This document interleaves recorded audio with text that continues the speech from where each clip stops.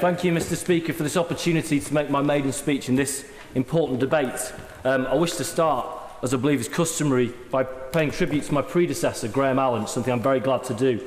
Graham Allen served our community in Nottingham North with distinction over the last 30 years. He's fought for better jobs, for decent housing and for the best possible education of our young people. He was a skilled parliamentarian who used all the devices of this place to the betterment of our community.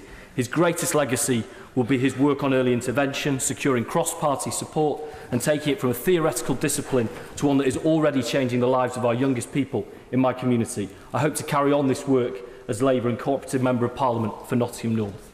Me and all my neighbours owe Graham a great debt of thanks. He ought to be a freeman of Nottingham or to never have to pay for a pint in Bulwell again, whichever he considers the greater honour.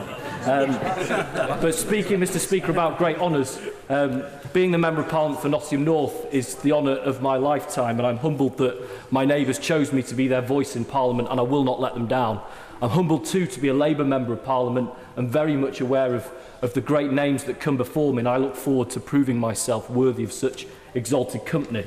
And I'm especially proud during Cooperative's fortnight to be one of 38 Labour and Cooperative Members of Parliament standing this time. And again, I look forward to serving the cooperative movement during my time here.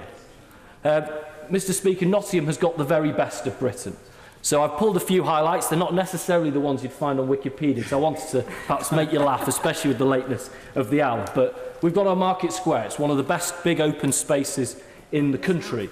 So every summer we chuck 100 tonnes or whatever it is of sand in there and make a beach out of it, because we're also as far away from the coast as you can possibly get. We've got the best public transport outside of the capital. We have 2 top-class universities, which I'm proud to be an alumnus of one, and our universities have pumped out innovations such as the MRI machine, such as ibuprofen.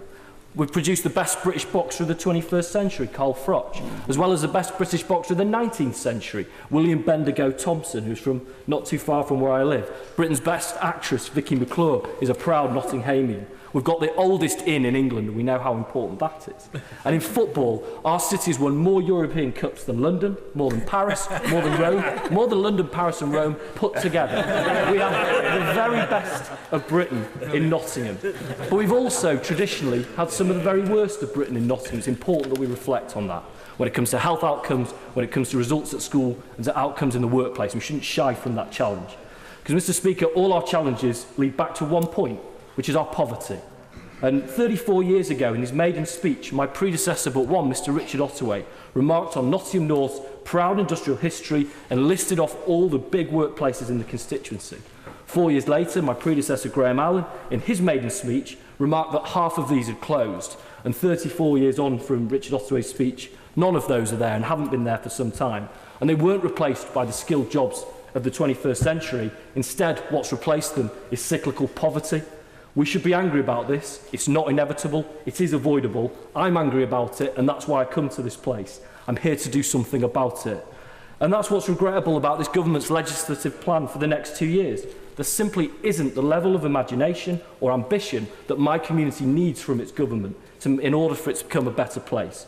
A lack of resources, of course, factors into that, and we've seen disproportionate cuts in Nottingham. But more than that, the ambition to genuinely create a better Britain that gives everyone a fair shake.